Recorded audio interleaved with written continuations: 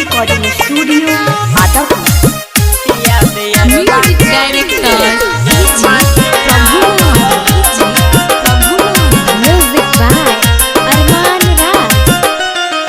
रतिया में आके बतिया बुता के मोन छछनावता।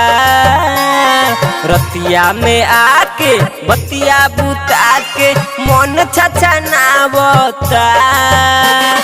भतरा से मोन नहीं भरे रे सखिया दियरवा के आवता।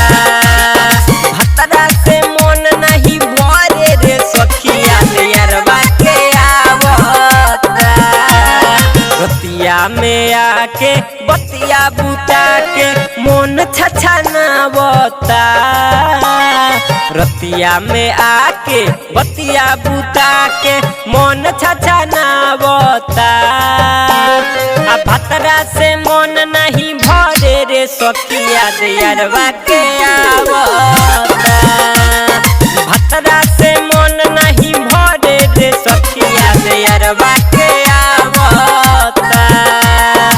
Music by Mohan Yadav. Music director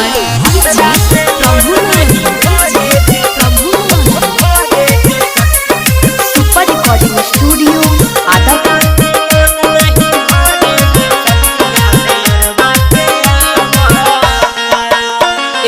कनवा के बाली बिलखता सखी अखिया के काजल सुखता।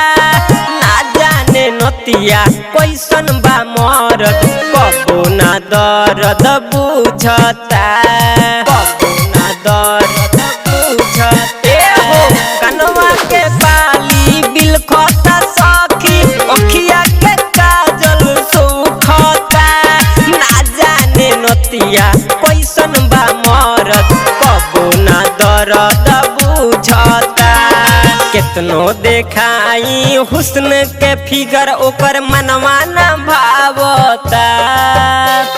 केतनो देखाई हुस्न के फिगर ओकर मनवा न भावता। अब भतरा से मन नहीं भरे रे सखिया दियरवा के आवता।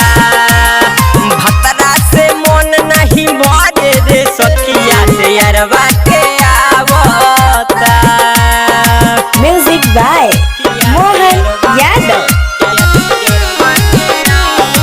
म्यूजिक डायरेक्टर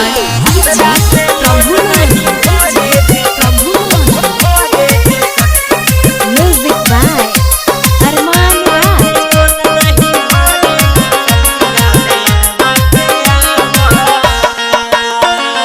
सोत के ते आईनी ससुरा में सखी पूरल ना हमर सरधा रे।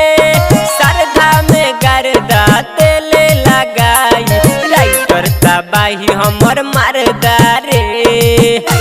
तबाही हमर मरदा रे। सोत के ते आईनी ससुरा में सखी पूरल ना हमर सरधा रे।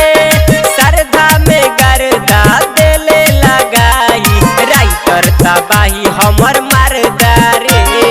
अरमान राज औरी साहेब रसीलावा मन बहकावता।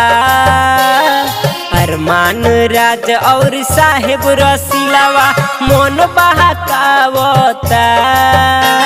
अब भतरा से मन नहीं भरे रे सखिया दियरवा के आवता।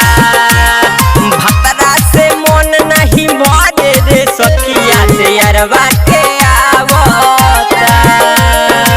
Super recording studio Adampur.